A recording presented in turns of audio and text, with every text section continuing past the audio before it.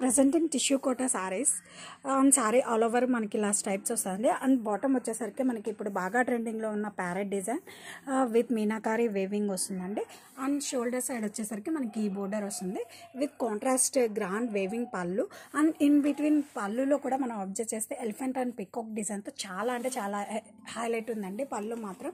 And ఈ శారీకి ఉన్న స్పెషల్ అట్రాక్షన్ ఏంటంటే పేస్టల్ షేడ్ అండి. It's unique and attractive shade, చాలా అంటే చాలా బాగుంది.